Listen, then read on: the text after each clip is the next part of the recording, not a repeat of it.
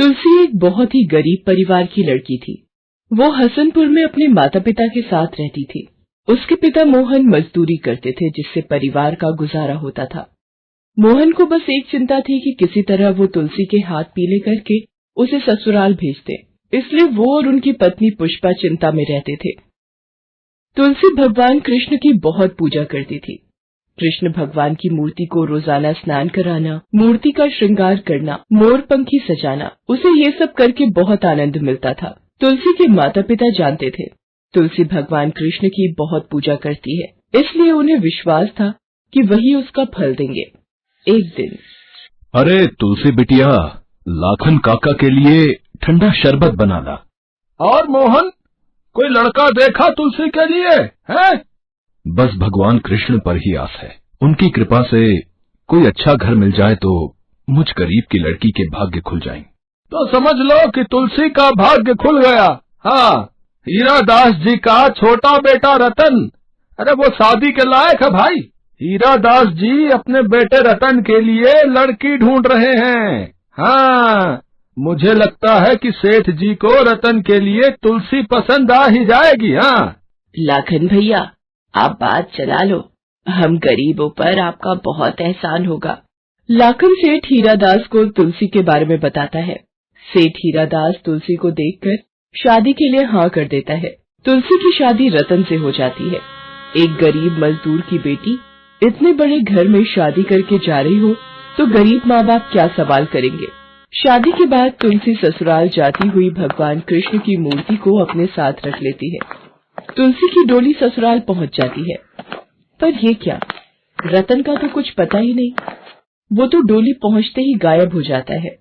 आशा, आज के दिन तो रतन कम से कम शराब पीने ना जाता। रतन को तुम समझा सकती थी। क्या करूँ जी, मैंने आपको तभी मना किया था, अभी रतन का विवाह मत करो। जल्दबाजी में उसकी शादी कर दी, ऊपर से एक गरीब घर की लड़की उठा लाए। पता नहीं कौन से लाल लगे थे इस लड़की में। माँ जी, मैं तो यही सोच रही थी कि पिताजी ने एक गरीब घर की लड़की से कैसे रिश्ता जोड़ दिया। शायद देवर जी की बुरी आदतों पर पर्दा डालने के लिए पिताजी ने ऐसा किया है। माँ, पिताजी ने हमसे बिना पूछे एक गरीब भिखारी के घर में रिश्ता जोड़ दिया। ये पिताजी ने ठीक नहीं किया। सारी बिरादरी में नाक कटवा दी हमारी। सूरज, अगर मैंने एक गरीब घर की लड़की से रतन का रिश्ता जोड़ भी दिया तो कौन सा गलत किया। तुलसी एक अच्छी लड़की है, रतन के स्वभाव को बदल देगी, मुझे विश्वास है। कमरे में बैठी तुलसी बाहर से आती सारी आवाजों को सुन रही थी। वो भगवान कृष्ण को याद करके मन ही मन रोने लगी। थोड़ी देर बाद रतन कमरे में आता है। वो शराब के नशे में होता है और नशे में पलंग पर गिरते ही सो जाता है। दिन बीतने लगते हैं। तुलसी गरीब घर से आई होती है, इसलिए हीरादास के अलावा कोई भी उसे घर की बहू नहीं मानता था। धीरे धीरे तुलसी की शादी को 4 साल बीत जाते हैं। अब तुलसी की जिंदगी में एक और संकट मंडरा रहा होता है। एक दिन, खीर चाची, वो तो मुझे बहुत पसंद है, मैं जरूर खाऊंगा। तुलसी, मैंने तुम्हें कितनी बार मना किया है मेरे राजू से दूर रहा करो। सरला बहू, इस बांझ का साया राजू पर मत पड़ने दिया करो। पता नहीं, एक तो गरीब की औलाद, ऊपर से बांझ हमारे ही मत्थे पड़नी थी। हे भगवान कृष्ण, मैं क्या करूं? मेरा साथ दो, मैं हार गई हूँ। बांझ शब्द की आवाज तीर की तरह मेरे कानों को छलनी कर देगी। हे कृष्ण भगवान, मेरी सहायता करो। मेरे लिए खाने को कुछ ला दे। तेरे इस रोने से तू बांझ से औलाद वाली तो नहीं हो जाएगी ना? चल जा, लेकर आ कुछ खाने को। अब तुलसी बिटिया, मेरी ही गलती है। मैंने तुझ गरीब को इस दुख के पिंजरे में लाकर कैद कर दिया। मैंने सोचा शादी के बाद रतन बदल जाएगा। मुझे माफ कर दे बेटी। नहीं पिताजी, मैं बिल्कुल ठीक हूँ, आप मुझसे माफी मत मांगिए। तुलसी भगवान कृष्ण को रोते हुए याद कर रही होती है। तभी उसके द्वार पर एक छोटा बच्चा आता है और तुलसी से खाने को रोटी मांगता है। तुलसी दीदी, मुझे बहुत जोरों की भूख लगी है, क्या मुझे एक रोटी मिलेगी? हाँ बेटा, जरूर मिलेगी। तुम कहाँ से आए हो? रुको, मैं तुम्हारे लिए रोटी लेकर आती हूँ। ये लो बेटा, रोटी और थोड़ी सब्जी भी रख दी है। मैं भगवान कृष्ण के मंदिर आया था, पर मुझे बहुत भूख लगी तो आपका द्वार खुला देखा तो रोटी खाने की इच्छा हुई। अगर थोड़ा सा सफेद माखन मिल जाता तो और भी अच्छा होता। हाँ, अभी सफेद माखन लेकर आती हूँ बेटा। ये लो ढेर सारा सफेद माखन और आराम से खाओ। पर तुम अकेले ही मंदिर आए थे, तुम्हारे माता पिता साथ में नहीं आए? मेरे माता पिता मंदिर में ही रुके हैं। वो कल जन्माष्टमी है ना, इसलिए भगवान कृष्ण के मंदिर में सजावट का काम देख रहे हैं। जन्माष्टमी? कल जन्माष्टमी है? मैं तो जन्माष्टमी का व्रत ही भूल गई। अच्छा हुआ बेटा तुमने मुझे याद दिला दिया। अच्छा दीदी, फिर तो आप भी जन्माष्टमी व्रत जरूर रखना और भगवान कृष्ण को झूला झुलाने मंदिर जरूर आना। बेटा मैं कल जन्माष्टमी का व्रत जरूर रखूंगी और मंदिर भी जरूर आऊंगी। ये कुछ रोटी और माखन अपने माता पिता के लिए भी लेकर जाओ। ठीक है दीदी, आपके हाथ का स्वादिष्ट भोजन खाकर मेरा तो पेट भर गया और माखन तो बहुत ही स्वादिष्ट था। अच्छा, अब मैं चलता हूँ। मेरे माता पिता मेरा इंतजार कर रहे होंगे। आप कल मंदिर जरूर आना, मैं आपकी प्रतीक्षा करूंगा। तुलसी ना जाने उस बच्चे में कितना प्यार ढूंढ रही थी। बच्चे की मीठी वाणी तुलसी के कानों में मिश्री घोल रही थी। सेठ हीरादास को किसी जरूरी काम से दूसरे शहर जाना था। अगले दिन तुलसी जन्माष्टमी का व्रत रखती है। सास और जेठानी को ये बात पता चल जाती है। सरला आशा से कहती है, माँ जी, यही मौका है इसके सिर से भगवान की भक्ति उतारने का। बड़ी भगवान कृष्ण की भक्तिनी बनी फिरती है। मेरे पास एक इलाज है। एक गिलास दूध में ये नींद की दवा मिलाकर दे देती हूँ, जिससे ये सो जाएगी और मंदिर भी नहीं जा पाएगी। ठीक है, मैं ये दूध तुलसी को देकर आती हूँ। तुलसी बहू, आज तुमने सुबह से कुछ नहीं खाया। ये लो, एक गिलास दूध पी लो। आज तुम्हारा व्रत है, मुझे पता है, इसलिए ये दूध लाई हूँ। ये रख कर जा रही हूँ, याद से पी लेना। माँ जी, आप मेरा कितना ख्याल रखती हो। मैं बहुत नसीब वाली हूँ जो आपका प्यार मिला। मैं पी लूंगी पूजा करके।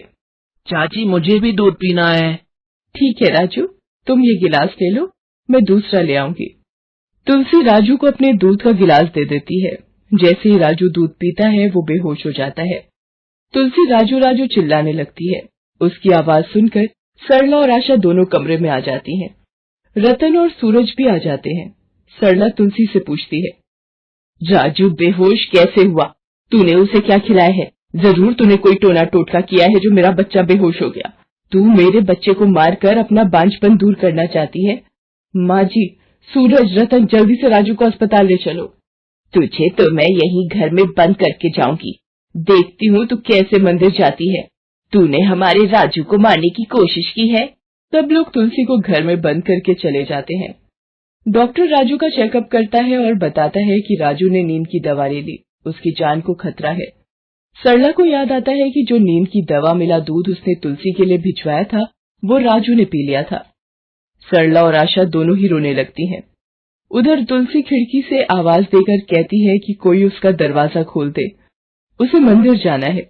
वो बेचारी चिल्लाती रहती है और भगवान कृष्ण को याद करती है कि हे भगवान कृष्ण, मुझे आपके दर्शन करने मंदिर आना है। तभी वहाँ पर वही बच्चा जो एक रोज पहले रोटी खाने आया था वहाँ आ जाता है। तुलसी दीदी, मैं आपकी बहुत देर से प्रतीक्षा कर रहा था। आप जब मंदिर नहीं आई तो मैं आपको खुद लेने आ गया। चलो दीदी, मंदिर चलते हैं। देखो, मैंने आपका दरवाजा खोल दिया है।